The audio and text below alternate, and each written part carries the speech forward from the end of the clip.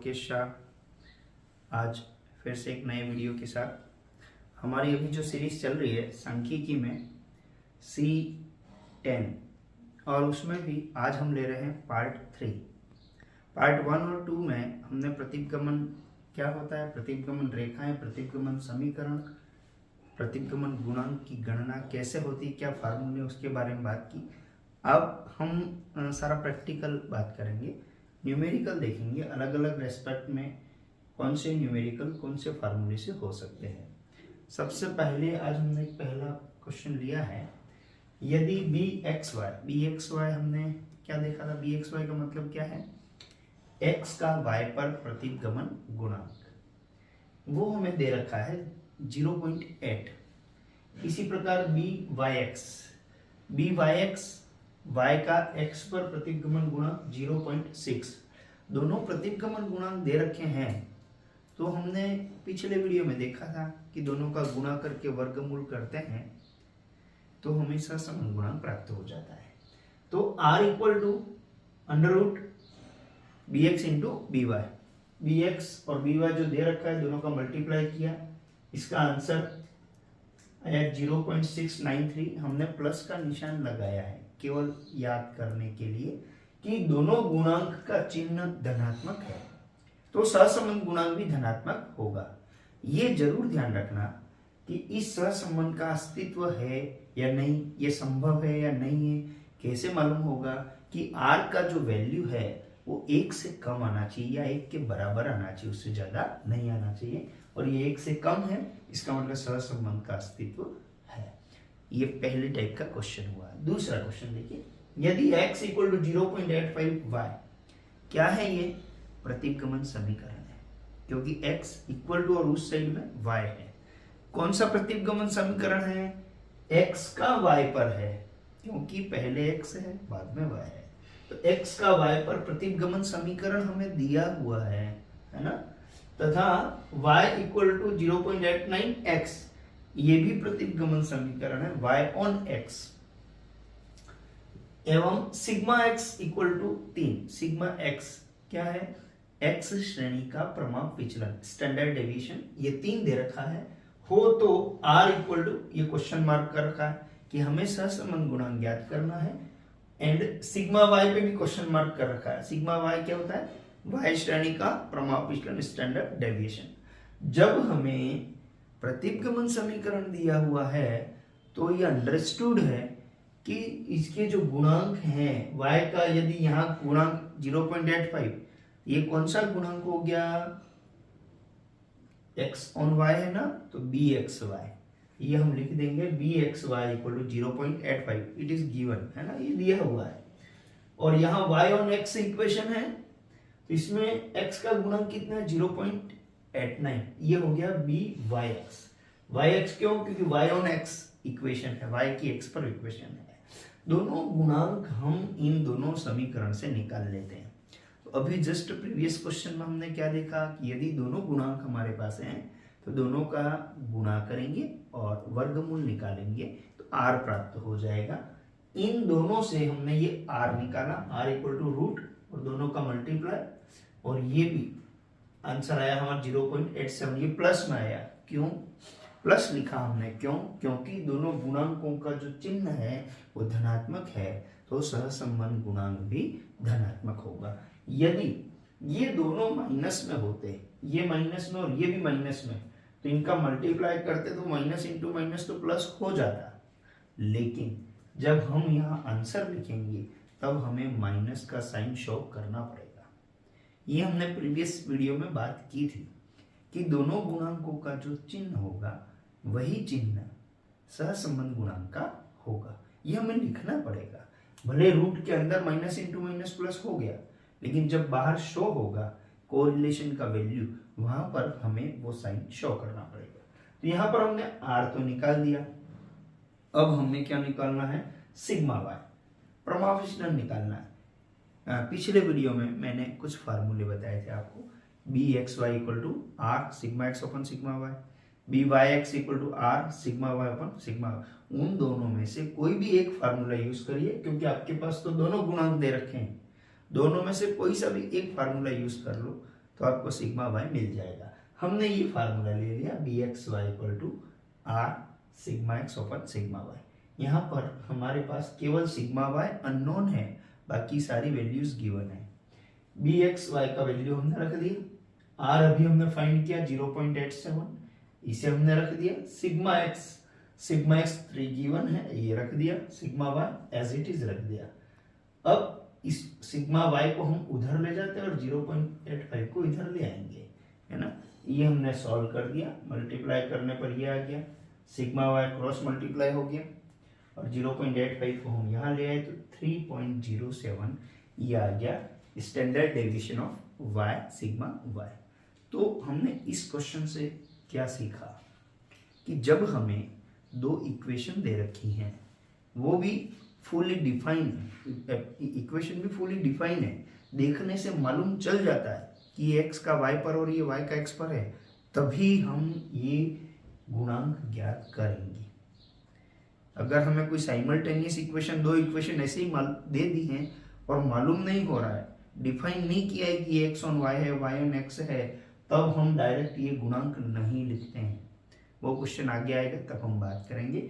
ये fully define था, ये इक्वेशन x का y पर है, ये इक्वेशन y का x पर है, तब हम इन दोनों गुणांकों को निकालते हैं।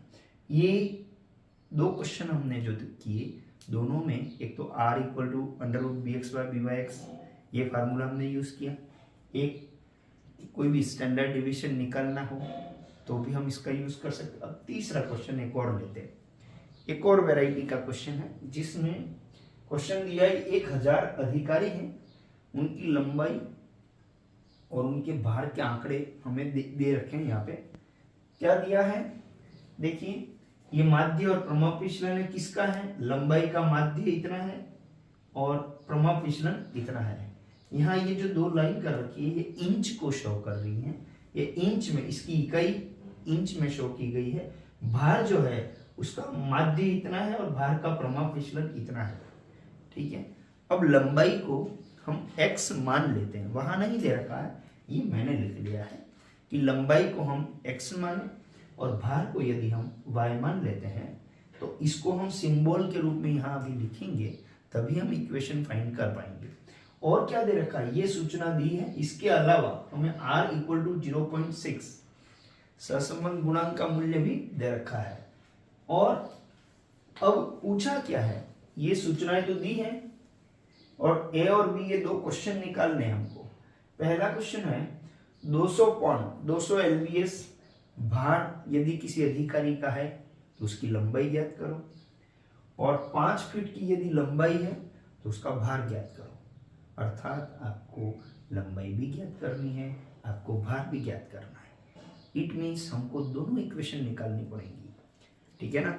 देखिए हमने लंबाई को क्या माना x, भार को क्या माना y माना, मतलब हमको x भी ज्ञात करना है, हमको y भी ज्ञात करना है।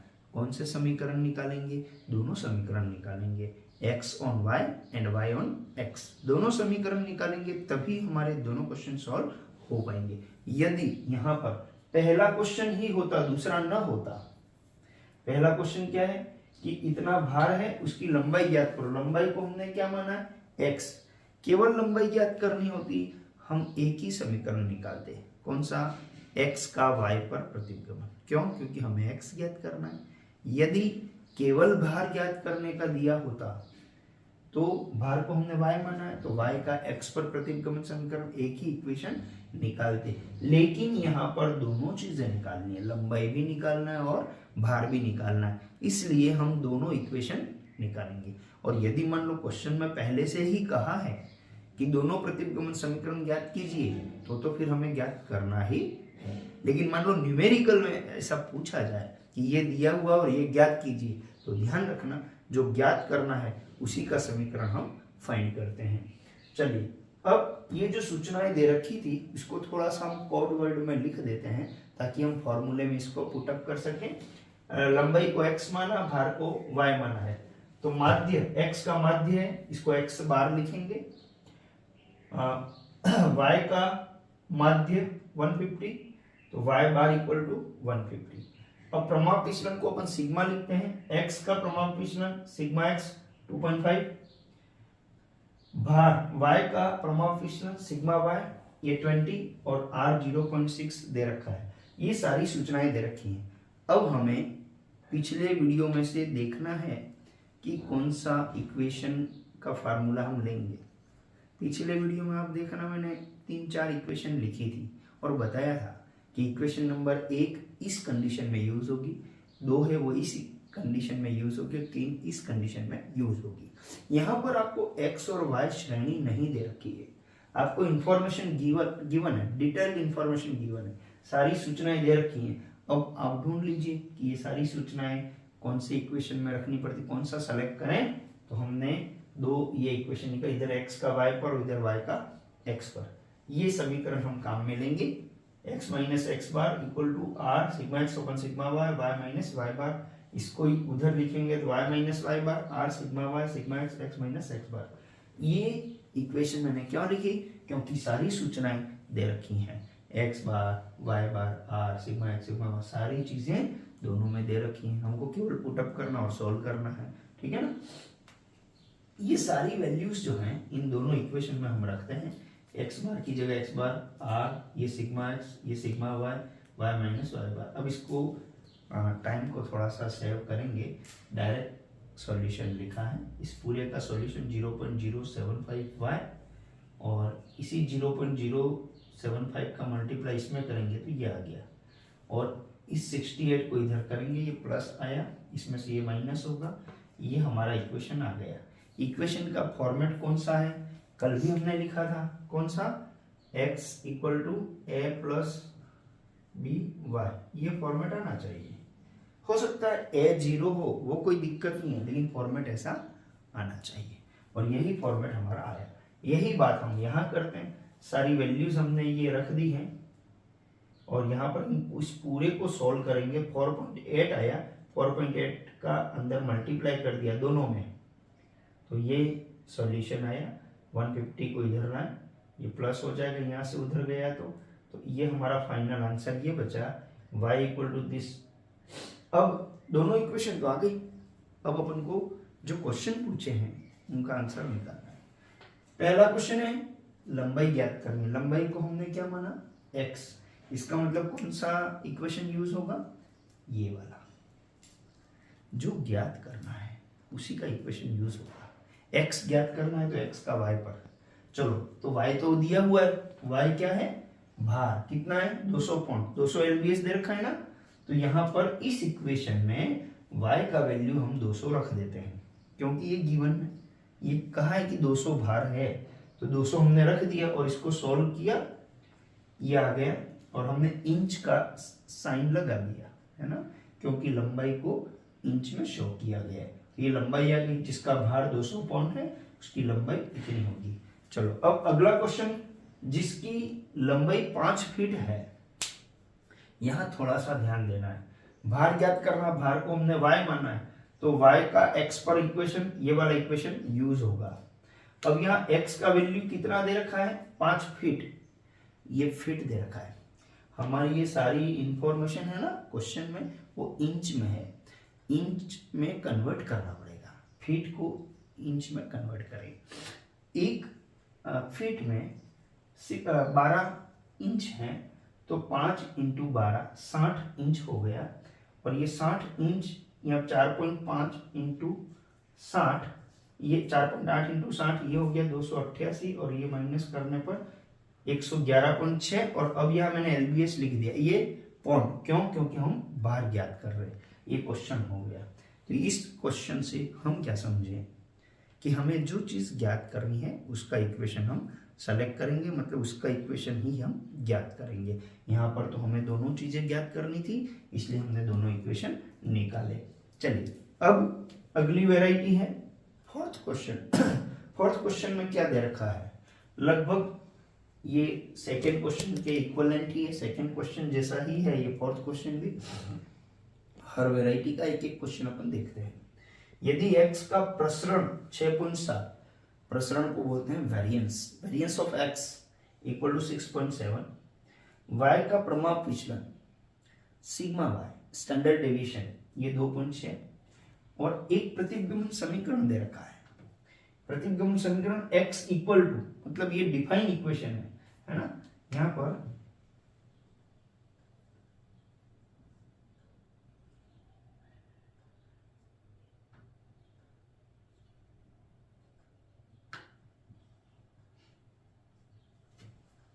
x का y पर ये डिफाइन किया हुआ इक्वेशन, ठीक है ना, और r हमको ज्ञात करना है, सहसंबंध गुणांक ज्ञात करना है, ठीक है।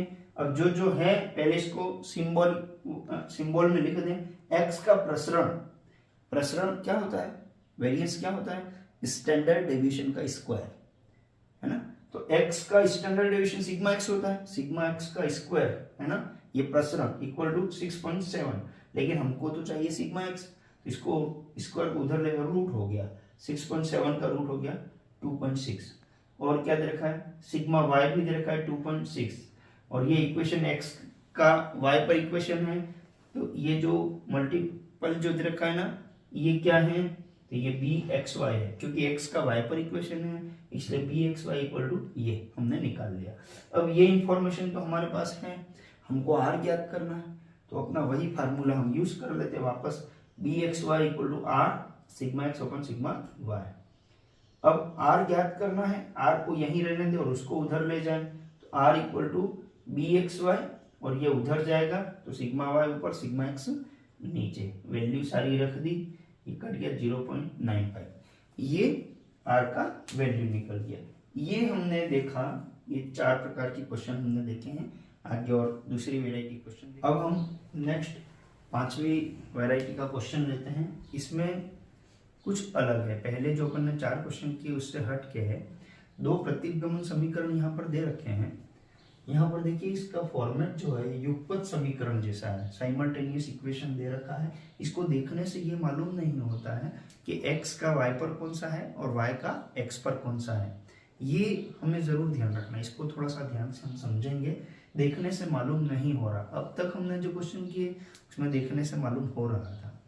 तो ये 2 इक्वेशन हमें दे रखे हैं, और ये दे रखा है x का प्रसरण 9 है, वेरिएंस ऑफ x, है ना, ये 9 दे रखा है। तो ये तो मालूम पड़ गया कि सिग्मा x का स्क्वायर 9 है, अर्थात सिग्मा x है वो 3 है, x का प्रमाण विचलन 3 है। ज्ञात क्या करना है, 3 क्वेश्चन है इसके अंदर। ए में पूछा है x बार y बार, आपको समांतर माध्य निकालना है, r सहसंबंध गुणांक निकालना है, और सिग्मा y का प्रमाण विचलन। अब हमारे दिमाग में क्वेश्चन हो रहा होगा कि यार श्रेणी तो है नहीं x और y की, तो फिर x बार y बार कैसे निकलेगा। हमें ये ध्यान रखना है कि जब भी 2 समीकरण होते हैं, उन दोनों समीकरण को हम साइमल्टेनियसली सॉल्व करते हैं, तो x और y इनका जो मान आएगा वही औसत मूल्य होता है, ठीक है ना। x और y प्रतिगमन समीकरण से हम x और y के औसत मूल्यों का अनुमान करते हैं। इसलिए जब भी 2 इक्वेशन को, प्रतिगमन समीकरण को हम सॉल्व करते हैं, सॉल्व करने के बाद जो x और y का वैल्यू आएगा वही x बार और y बार होगा। तो सबसे पहला क्वेश्चन हमारा यही है, तो हम इसको सॉल्व करते हैं। जैसे छोटी कक्षा में हमने मैथ्स के क्वेश्चन किए ना, सेम एज इट इज हम करते हैं। इसको इक्वेशन नंबर 1 ले लिया मैंने, तो 66 को उधर डाल के इक्वेशन नंबर 1 बनाया, और ये इक्वेशन नंबर 2 जो एज इट इज लिख दिया। अब 1 और 2 में से हम किसी एक को एलिमिनेट करेंगे, x या y को। तो x यहाँ 40 है, यहाँ 8 है, तो हम यहाँ 8 है ना, तो मल्टीप्लाई बाय 5 का गुणा कर लेते हैं, और फिर 2 को इसमें से घटा देते हैं। यहाँ हमने लिख दिया समीकरण 1 में 5 का गुणा किया, और माइनस मतलब उसमें से घटाएंगे क्या, समीकरण 2। समीकरण 1 में 5 का गुणा करके समीकरण 2 को घटाएंगे, एज इट इज हमने यहाँ कर दिया। इसमें सब में 5 का गुणा कर दिया, ये 5 का गुणा कर दिया, ठीक है। और फिर माइनस किया किसको, समीकरण 2 को। समीकरण 2 को इसके एज इट इज नीचे हमने लिख दिया। लिखने के बाद ये देखो हम क्या कर रहे हैं, घटा रहे हैं। घटाते हैं तो निशान बदल जाते हैं, और जोड़ता हूँ यदि मैं यहाँ प्लस करता तो निशान नहीं बदलते। अब जिसके भी नीचे जो निशान है उनको बदलो। ये 40 प्लस का है तो ये माइनस हो गया, 18 माइनस का है तो ये प्लस हो गया, 214 प्लस का है तो ये माइनस हो गया, ठीक है। अब सॉल्व करो, ये तो प्लस और माइनस कैंसिल हो गया, ये -50 और प्लस का 18 तो -32y, ये माइनस ये भी माइनस, तो दोनों जुड़ जाएंगे और साइन माइनस का रहेगा। इसको हमने यहाँ पर सोल्व किया है, इसको हम यहाँ पर ले गए, y का वैल्यू निकालना है तो -544 divide by -32 minus minus cancel, y का वैल्यू आ गया 17। अब ये जो y का वैल्यू है ये समीकरण 1 या 2 किसी में भी रखो, अब x का वैल्यू आ जाएगा। तो हमने क्या किया, समीकरण 1 में y = 17 जो यहाँ ज्ञात हुआ उसको रख दिया। एक में ये एक इक्वेशन ये रही, इसमें y की जगह 17 रख दो, ये 8x - 10 और y की जगह 17 = -66, और ये सॉल्व करने पर हमारा x = आ गया 13, x का वैल्यू आ गया 13, y का वैल्यू आ गया 17। तो अभी मैंने आपको बताया कि x और y का जो वैल्यू होता है वही इसका माध्य होता है, इसलिए x बार = 13, y बार = 17। ये क्वेश्चन 1 हमारा हो चुका। अब दूसरा R निकालना है, सहसंबंध गुणांक निकालना है। सहसंबंध गुणांक वो प्रतिगमन गुणांकों से निकलेगा। प्रतिगमन गुणांक कहाँ से निकलेंगे, तो प्रतिगमन समीकरणों से निकलेंगे। प्रतिगमन समीकरण हमें मालूम ही नहीं है, तो अब हम अंदाज लगाते हैं, हमारे हिसाब से एक अनुमान लगाते हैं कि मान लो कि पहला समीकरण है वो x का y पर है और दूसरा समीकरण है y का x पर है, ऐसा हम मान के सॉल्व करते हैं। ठीक है, अगर संभव नहीं होगा तो हम पलट देंगे दोनों को। पहले तो मैंने थोड़ा सा डिटेल करके बताया, फिर शॉर्ट ट्रिक भी बताऊंगा आपको। हमने लिखा है, माना कि समीकरण 1 जो है x का y पर और समीकरण 2 है वो y का x पर है, ऐसा हमने मान लिया, तो दोनों को एक एक तरफ हमने लिख दिया। अब इसको आपको x का y पर बनाना है तो उसको x के लिए ही सॉल्व करना पड़ेगा। इधर x रहेगा, बाकी सबको उधर ले जाओ, है ना। ये 10y उधर आ गया, अब यह केवल x बचेगा, 8 को भी इधर ले गए तो x = ये आया। ठीक है, अब अगर x = ये आता है तो y का जो गुणांक है ना, यही प्रतिगमन गुणांक है, तो bxy कितना हो गया 1.25। चलो इसी प्रकार यहाँ पर हम y के लिए सॉल्व करते हैं, तो x और को उधर ले जाओ तो -18y बचा, x उधर चला गया। अब ये -18 भी हटा देते हैं, केवल y रखते हैं हम यहाँ पर, तो y के फॉर्मेट में सॉल्व करने पर ये आ गया। अब यहाँ x का गुणांक क्या है 2.22, है ना। ये b/x कितना आया 2.22, दोनों प्रतिगमन गुणांक आ गए। ये तो देखते ही मालूम पड़ रहा हमको कि ये गलत है। क्यों, पिछले वीडियो में मैंने आपको बताया था दोनों प्रतिगमन गुणांकों का मूल्य अलग अलग, एक से ज्यादा नहीं होना चाहिए।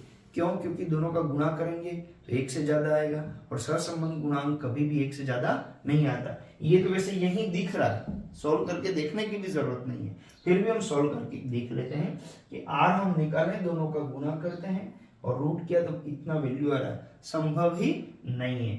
इट मीन्स पहले हमने माना वो गलत माना था, अब बदल दो। अब हम कह देंगे कि पहला समीकरण है वो y का x पर है और दूसरा समीकरण है वो x का y पर है। अब हमने इनकी जगह बदल दी, है ना। ये अब इसको x के लिए सॉल्व कर दिया, जैसे यहाँ किया था वैसे सॉल्व कर दिया, और इसको y के लिए सॉल्व कर दिया। ये दोनों इक्वेशन आ गए, यहाँ से bxy, यहाँ से b/x, दोनों का गुणा किया तो ये हमारा r आ गया, सहसंबंध गुणांक भी ज्ञात हो गया। अब हमें क्या निकालना है, सिग्मा y निकालना है, y का प्रमापीशलन। ये तो हमारे पास ये वाले फार्मूले है ही, कभी भी सिग्मा x सिग्मा y वगैरह निकालना हो तो ये फार्मूला है। एक फार्मूला हमने ले लिया, है ना, सिग्मा y को यहाँ ले लो, bxy को इधर ले लो, ये तीनों वैल्यू रखें तो ये वैल्यू आ गया 4 आ गया। अब यहाँ पर ये सिग्मा x 3 मैंने कहाँ से लिखा, तो x का प्रसरण हमको 9 दे रखा था, प्रसरण का मतलब था स्टैंडर्ड डेविएशन का स्क्वायर, इसका रूट निकाला तो 3। अब मैं आपको ये बता रहा था कि इतना सारा सॉल्व नहीं करना हो तो हम रफ वर्क ये जरूर कर सकते हैं, इसको x का y पर अगर लेना है तो y का गुणांक क्या है 10, तो ये -10 और बटा 8, ये वैसे ही मालूम पड़ रहा हमको। इसी तरह ये y का x पर लोगे तो 40 उधर आएगा, तो 40 बटा x का गुणांक क्या है, जैसे ये -18 y बराबर -40x हुआ ना, तो ये y = -40 बटा 18, ये मालूम पड़ रहा है, ये भी 1 से ज्यादा है, ये भी 1 से ज्यादा है, इसलिए ये संभव ही नहीं है। तो इतनी सारी सॉल्यूशन करने की जरूरत नहीं है, ये हम रफ वर्क करके भी देख सकते हैं। ठीक है, ये हमने आज 5 वैरायटी के क्वेश्चन देखे। नेक्स्ट वैरायटी के हम अगले वीडियो में देखते हैं। धन्यवाद।